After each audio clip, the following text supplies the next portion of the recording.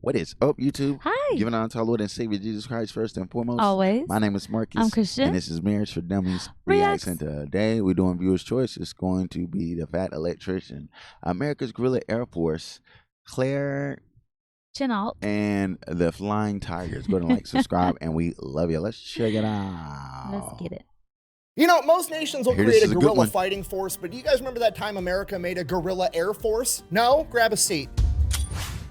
Today we're talking about Claire Chennault and the AVG, also known as the American Volunteer Group, aka the Flying Tigers. Okay, now if you already follow me, or if this is the first time you've ever seen one of my videos, you are somebody that just clicked on a World War II Flying Tiger video and probably already know a ton about World War II to begin with, so I'm not gonna waste your time rehashing the entire thing. Okay, so the super abbreviated version, in case you live under a rock or you clicked on this video on accident, prior to the attack on Pearl Harbor, by and large, America did not want to enter World War II. They saw it as a huge European conflict that we should have nothing to do with. Now, despite that, many people in the government and the military realized that this war was going to come whether we wanted it or not, so they began prepping the military, and in the meantime, they were doing everything they could to help out the Allied forces. Countries like Great Britain, the USSR, France, and in this case, China. China.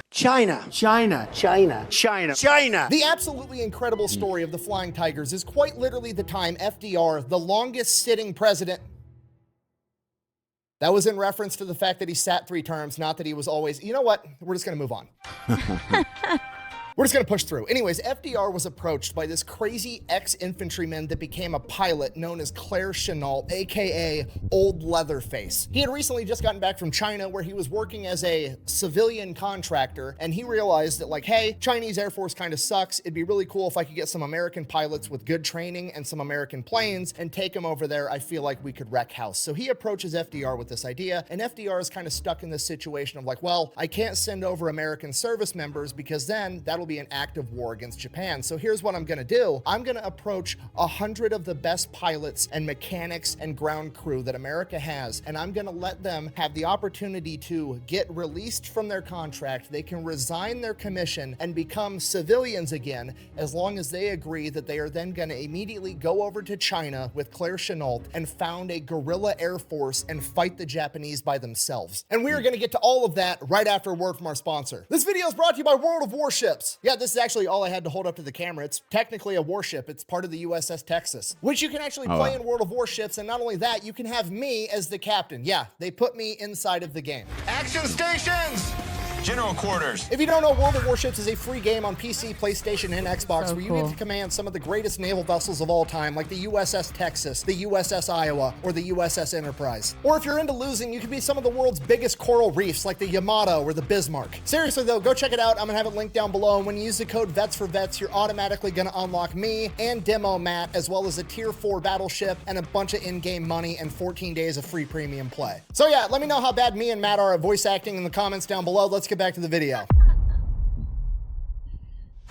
Our story begins on September 6th, 1893, when a sweet little baby Leatherface, Claire Chennault, was born. He grew up the son of a cotton farmer and pretty much crushing poverty his entire life. While he was in high school, he ended up seeing an acrobatic air show at the Louisiana State Fair. You gotta remember, this is the early 1900s. Planes are brand new. He'd never even seen a plane before, let alone seen a plane doing acrobatic stunts. And it left such an impression on him that it became his new life goal to become a pilot. Because of this, after graduating high school, he immediately enrolls in college and signs up for the ROTC program at Louisiana State, attempting to become an officer so that he could become a pilot in the United States Army Air Corps. Now you have to realize, not only is this pre-World War II, this is pre-World War I. The United States is not a military superpower yet. The military at this point in time is much, much smaller, and the officer corps is not something that you just go in there because you want to serve your country. The officer corps is something that you get into because you come from a wealthy, aristocratic family, and one day you want to be a politician, or you want to be a career man that's going to make general. Basically, you have to be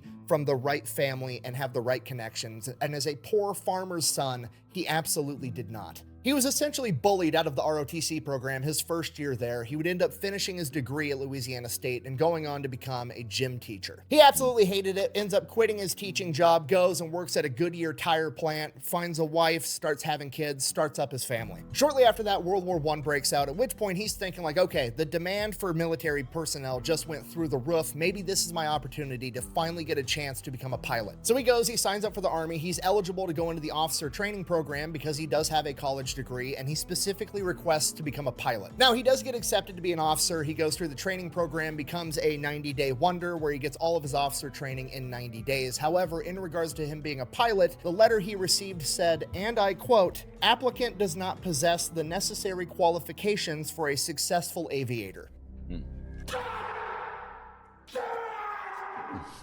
So while he was able to change his stars a little bit and break into that officer class as a son of a poor farmer, becoming a pilot would prove to be another level of difficulty. You see, the idea at the time was that if you wanted to be a military pilot, you had to be the best of the best. And apparently in their eyes, the best of the best meant that you basically had to go to an Ivy League college and be an athlete. So like, you know, if you weren't competitively rowing a canoe at Yale, you obviously couldn't be good at flying an airplane. I truly, for the life of me, will never be able to understand the logic that goes into this line of thinking. Like, hey, we're gonna put you in a potentially life or death situation. Who would you rather have by your side? Somebody that was born with a silver spoon in their mouth that competitively weaved baskets at Harvard, or some fucking farm kid that grew up in soul-crushing poverty? Because unless we're having an Easter egg hunt, I'm going with the farm kid 100% of the time, 110% of the time if he's got bad vision, because he's clearly going to be unstoppable. Regardless, Claire ends up getting rejected for the pilot program, and he gets voluntold to be infantry. So now he's an infantry officer, goes through, does all the training. By the time he gets into his unit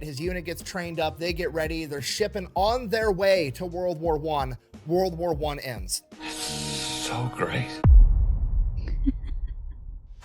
So from here, he gets stationed at this military base down in Texas, and he's there just like teaching people how to do infantry stuff. But this military base also has an airfield. So naturally, he just ends up becoming friends with some of the pilot trainers, and he ends up convincing them like, hey, teach me how to fly one of these fighters. Not only does he learn how to fly, he actually gets so good, they start letting him fly on his own. And the way they're able to do that is the pilots go, they get in their planes, and they drive them or taxi them up to the takeoff line. And then they hop out and let Claire jump in, and then Claire takes off, and he's doing solo flights all by himself. Doing this, he kind of like unofficially logs 80 hours of flight time, gets a name for himself locally, and then they're able to end up pushing him into pilot school, so he's finally gonna get a chance. So Claire Chennault is now this close to achieving his lifelong dream of becoming a pilot. He just has to pass pilot school, which should be easy because he already has the hours to do so. He just has to go prove the skills that he already has. The problem is he gets there and he's no longer surrounded with all of his pilot buddies. There's nobody there to vouch for him. There's nobody there that likes him. And he is once again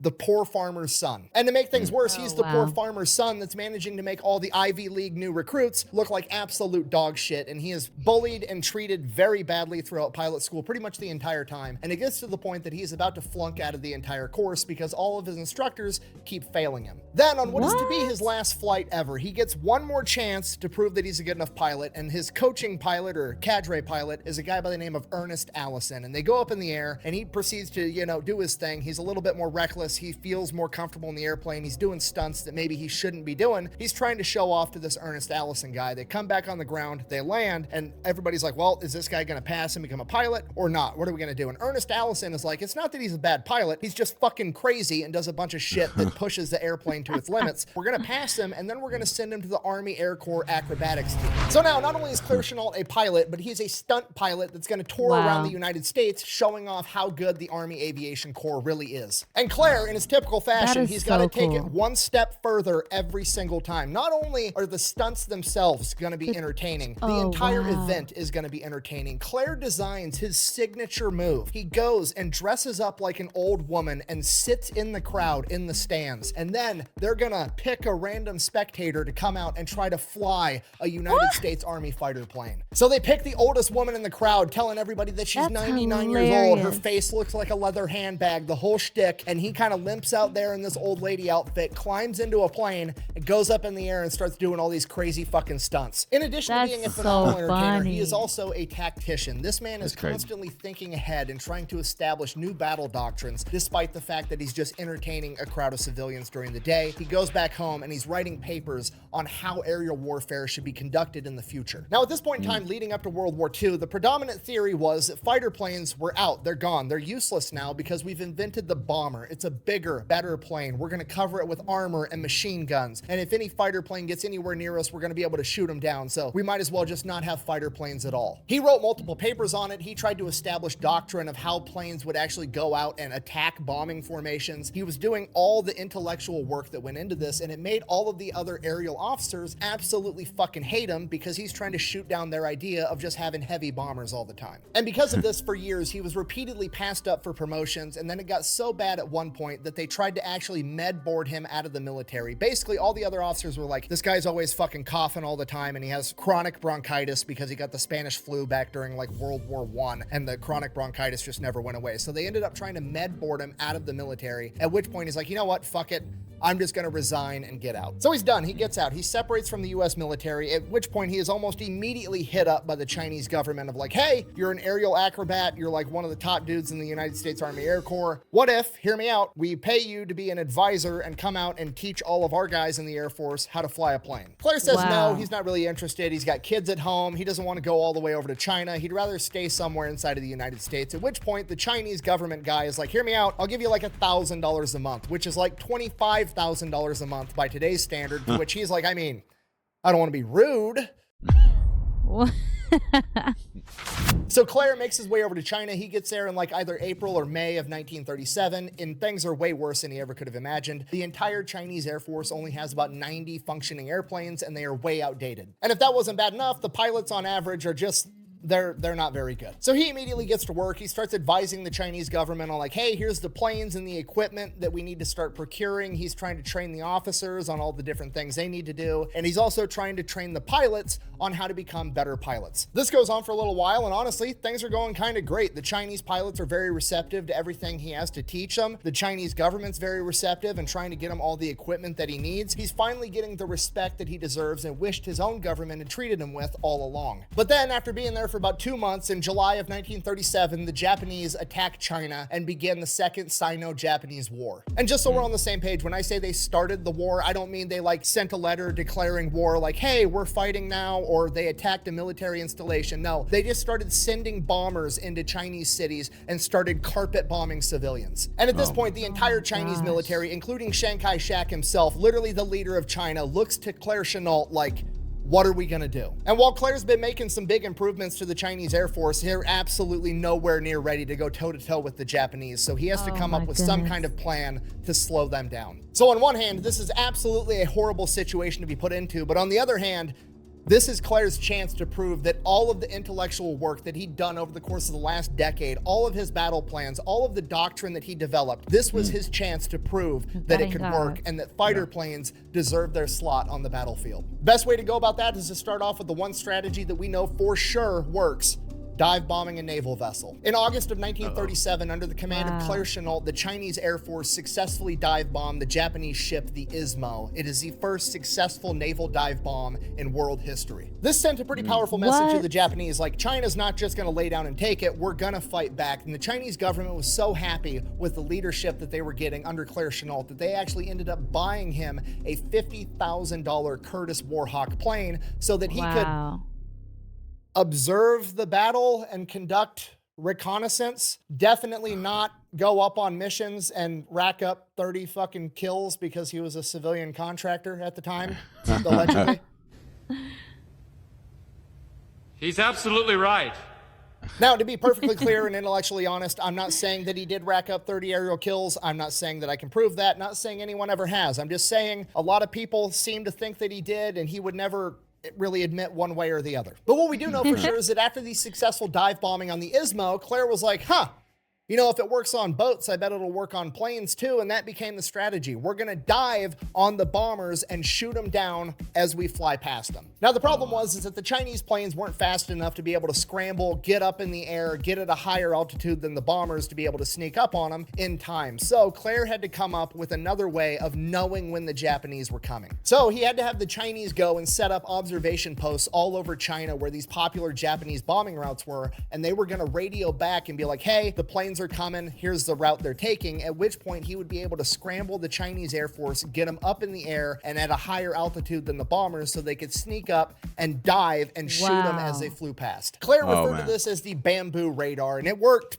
pretty decently well. It would work a lot better if he had better planes and better pilots, but he's doing the best he can with what he has. And he continues to do that for the next 2 years, 1937, 1938, 1939. Wow. Claire is there helping the Chinese Air Force fight the Japanese. But eventually, the Japanese are just too much, and they completely overrun the capability of the Chinese Air Force. All the planes have been shot down, all the best pilots have been killed, and at this point, there's nothing left that Claire can do, at least by himself. Now, at this point, Claire could absolutely cut and run. He's been making $1,000 a month for the past couple of years. He could go back home and live happily ever after, but that's not what he wants. He actually wants to help the innocent people in China that are getting slaughtered by the Japanese military. Wow. He knows that he can win this fight. He just needs better pilots with better planes. So with the help of the Chinese government, he goes back to America, goes to Washington, D.C., and begins lobbying the United States government to send over the American Air Force to help out. And you gotta remember, this is January 1941. This is pre the attack on Pearl Harbor, okay? Not going to war sentiment is at a peak in America. So any request for military involvement from him or the Chinese government is shot down immediately, at which point he pivots and he's like, fuck it, what if I just get a bunch of volunteers like me and I get them over there, we'll figure out how to get planes. So that's what he does. He comes up with the concept for the AVG, the American Volunteer Group. He's gonna get a bunch of American volunteers and they are gonna go over there and they're gonna fight the Japanese. And as I'm sure you can imagine, going into military bases and essentially reverse recruiting people out of the military to go fight in a war across the ocean didn't go over that great with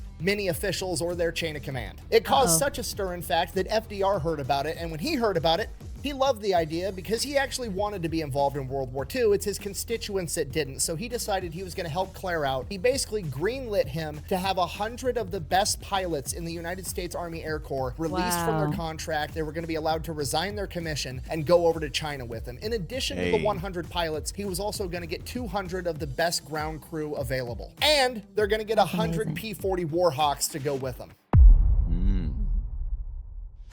So now Claire and his army of 300 civilians all go, they get passports saying that they are missionaries and teachers and farmers and that they're going over to China to provide aid and relief for some bullshit. They basically smuggle themselves across the ocean and they set up their first headquarters in Burma. Now they go to Burma first because it's technically part of the British Empire, so they're going to be relatively safe, and Claire is going to use this time to be able to train all of his men in all of his new battle tactics and teach them everything he's learned after conducting war against the Japanese for the past several years. And for the pilots, it is a learning experience to say the least, because Claire's battle tactics and doctrine are completely different than anything they've ever been taught. In addition to that, there's a pretty big amount of disbelief when they're told that the Japanese Air Force is actually super legit and should be taken very, very seriously. Because up until this point, all these young American pilots have ever been told was what propaganda was telling them. China was some backwood island nation that we shouldn't have to worry about. They can't possibly develop a good plane, and even if they could develop a good plane, there's no way they could mass produce it, and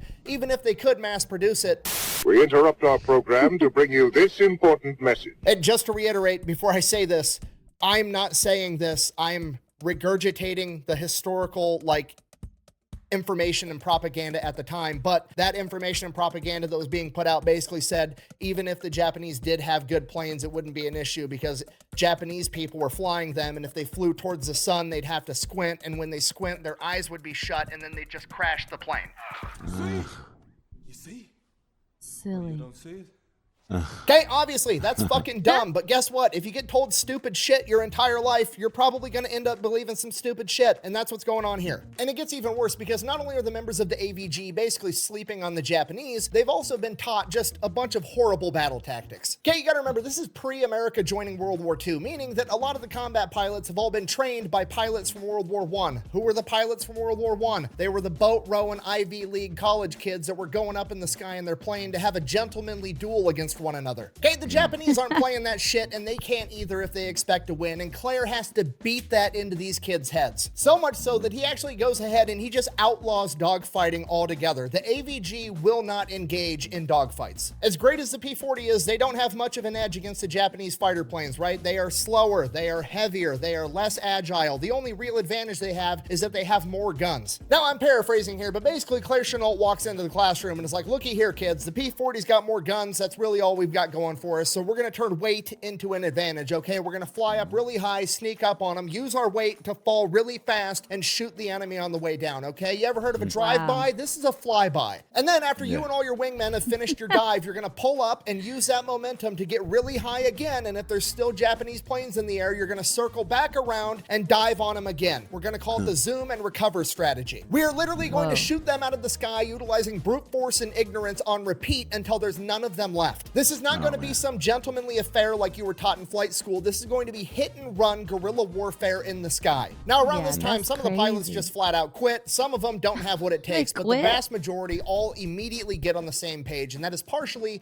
because they trust Claire Chennault because he's been there, he's done that, and they're going to listen to him. But it's also because Claire Chennault treats these guys absolutely awesome. In the AVG, there is no rank. You don't have to wear your uniform. You don't have to salute. You can pretty much do whatever you want as long as you're giving Claire the results that he needs. According to legend, one of the more well-known AVG pilots, Tex, actually enjoyed going up in the sky in nothing but his cowboy boots and underwear, and Claire didn't give a shit one way or the other because the man got results. It's also around this point in time that they all decided to get a custom paint job of the shark tooth design on all of the P-40s so that they were matching. So cool. Now, to be fair, did they come up with that design? No, they stole it from some Australian unit, but they're about to become the most famous and the most well-known for having it, okay? America does it better. I'm sorry, I can't help it. Also, I'm not actually sorry. So the AVG is about to finish all their training and they are about to start conducting combat operations. And then on December 7th, 1941, the Japanese attack Pearl Harbor. The AVG finds out, Claire Chennault tells his men, you're no longer just fighting for China, now you're fighting for America. And December 8th, the entire AVG moves into Kunming, China. While flying in, one of the pilots has a malfunction with his P-40, ends up crash landing. He gets captured by the Chinese locals and they almost kill him because up until this point, any crash landing plane was a Japanese person that was attacking them. He is damn near killed, but luckily they were able to recover him in time. And from that point on, it became standard practice for every member of the AVG to have a big piece of parchment stitched on the back of their flight jacket known as a blood chit. And in Chinese, it read, this foreigner has come to China to help in the war effort. Soldiers and civilians, one and all, should rescue and protect him. Once they arrive in Kunming, all the members of the AVG are quite literally embarrassed at the hospitality they received from the Chinese. They are treated better by the Chinese than they have been treated by their own government. At this point in time, these people have basically nothing, and despite that, they are treating every single member of the AVG like they are a king. They have an entire detail making the AVG as much incredible food as they can possibly eat. They're doing their laundry. Every member of the AVG has their own personal bedroom. They build them a baseball field and gun range because even back then, that's just what America's into. And then on December 20th, the Bamboo radar detects 10 Japanese bombers headed straight towards Kunming. Okay, this is it. This is what they've been training for. This is what they volunteered to come out here and do. On top of that, this is revenge for Pearl Harbor. They are going to be some of the first Americans to go toe-to-toe with the Japanese. This is Claire Chennault's chance to prove that modern fighter planes with skilled pilots can absolutely go toe-to-toe and win against modern bombers. He sends up 24 P-40s to intercept the Japanese bombers, and everything goes absolutely textbook perfect. They ambush them from above, shooting down 6 bombers immediately, heavily damaging 3 more, and only allowing 1 to escape. And only 1 American P-40 was slightly damaged in return. This is an enormous victory, and the first victory that the people of China have seen in a very long time. By the time the AVG members land,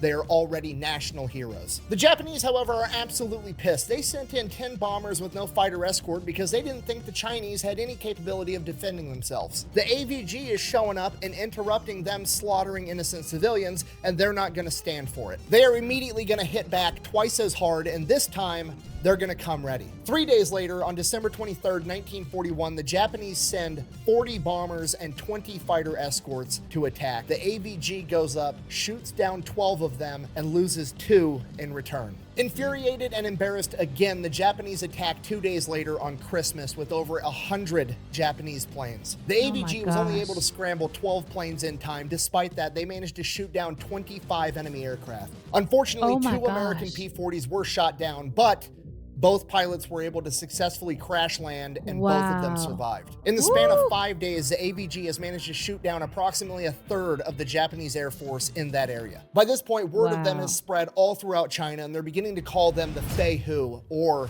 the Flying Tigers. From there, word quickly travels back to America, and they are one of the few good pieces of news that the American people are able to point to in the days after Pearl Harbor. Now, when you take all these things into consideration, like the fact that they're national heroes, the fact that Claire Chennault doesn't really have a whole lot of rules as long as you're being combat effective, whenever they're not up in the sky kicking ass, shit gets rowdy down on the ground. They're getting drunk, partying with all the locals. Apparently, they learned how to ride water buffaloes. Allegedly, they had a pet leopard. One night, they got drunk and shot all the chandeliers out of their favorite bar. Just complete chaos. But hey, they're getting results. Claire Chennault doesn't care, and the people of China absolutely fucking love these guys. That's wow. Now, because every time Japan sends over a bunch of planes, the Flying Tigers go up and shoot down a shit ton of them, they kind of slow down the whole bombing innocent civilians for fun thing. Apparently, it's not fun to bully people when you get bullied back. Who'da thunk? Yeah. Now, despite the fact that the Flying Tigers are outrageously successful and they lose very few planes and very few men in proportion, when you only have 100 planes and 100 men to begin with, it starts to add up pretty quick. By February of 1942, the Flying Tigers only have about 30 operational planes altogether. Some planes were lost completely, some planes were partially damaged and they can't get parts to repair them, as well as just general overall flight use and not being able to maintain them properly. And by this point, Japan has captured every Chinese port, and the only way to get supplies in and out of China is through the Burma Road. It is a 700-mile road through the mountains, and it is probably the most important road in the planet at this point in time, and it is now Claire Chennault's one and only goal to defend it. And because Chennault is a tactical genius, he realizes that the best way to play defense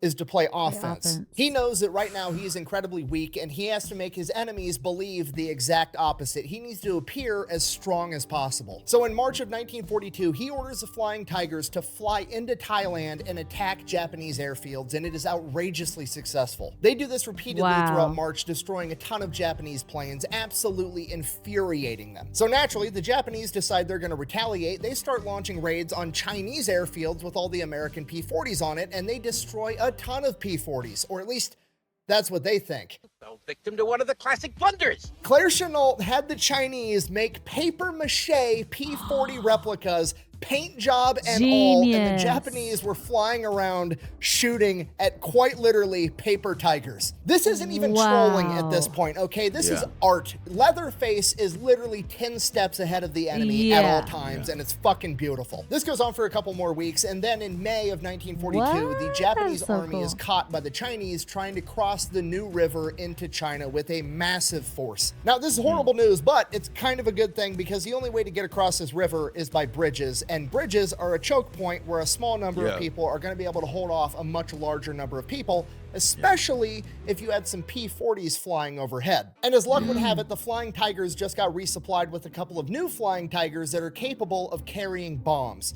But the problem is they don't have the logistical support and they can't get any bombs. And we all know the saying, necessity is the mother of invention, right? So the Flying Tigers, I presume, just start showing up to Chinese general stores and are like, hey, I need the biggest vessel that holds liquid that you have, a bunch of gasoline, and some of your fastest nails. Now, we're on YouTube and not Pepperbox. I have to be very careful of what I say. I can't just come out and say they were making... But you're catching my drift. They got creative and manufactured their own equipment. You said bomb. What's wrong with saying bomb? You didn't say bomb. Bomb, bomb, bomb, bomb, bomb, bomb, bomb, bomb, bomb, bomb, bomb, bomb, bomb, bomb. You gonna arrest me? So that alone is absolutely terrifying. But you know what's even scarier is Claire Chennault, the tactical genius, is the one running the show here. And you know what's more effective than just bombing the enemy? If you flew over the river, past the enemy that's pinned up against the river, and just bombed all the supplies trying to get to him. So now the entire Japanese army is just stuck up against this river with no supplies for like a month. The Flying Tigers almost single-handedly halt the Japanese army. Literally hundreds of thousands of men just fucking stuck there and starving. Dude, what do we do? Help! We'll be stuck here forever. Now, by this point, like mid-1942, the American military is really starting to get into gear, and they're actually starting to get forces out into this area. And a lot of the high-ranking military officials do not like the fact that Claire Chennault and the Flying Tigers are by far and away the most effective aerial combat unit in the United States military at this point. They have the most aces. They literally have 25 aces, and they only started off with 99 pilots. They have over a 20-to-1 loss ratio against the enemy, and by far and away the most experienced combat pilots in the world at this point in time. So there's this huge push within the military to basically absorb the Flying Tigers back into the military, and against Claire Chennault's requests and the requests of the Flying Tigers themselves, it gets pushed through and it's gonna happen. On July 4th, 1942, the Flying Tigers are to be no more. But then the bamboo radar goes off one last time, and for the last time ever, 4 Flying Tigers in their P-40s take to the sky, intercept 12 Japanese bombers, shooting down 6 of them without losing a single man. And when they land, the Flying Tigers are officially decommissioned. After 7 months in combat, 23 of the 99 Flying Tigers would die in the line of duty. 4 of them in aerial combat and the rest to ground fire and training accidents. But they took with them 299 Japanese aircraft. Claire Chennault is to re-enter the United States military at the rank of colonel, and the rest of the Tigers are presented 2 options. They can return back to their previous unit, or they can stay and assist Claire with transitioning the new force over. All of the Flying Tigers are absolutely furious. Claire Chennault doesn't want this to happen. None of the Tigers want this to happen. They had an absolutely incredible team, and they wanted to keep it together as long as possible. Because of that, many of them choose to leave immediately and return back home to their original unit. Luckily, a couple of the Flying Tigers do stay and help Chennault with this transition, and it is a very rough transition because the new man in charge is Joseph Stilwell, aka Vinegar Joe, one of the most controversial and disliked generals in American history. I mean, the audacity for this dude to show up in theater and just be like, wow, you've accomplished all of this with only 300 men. You know what I should do?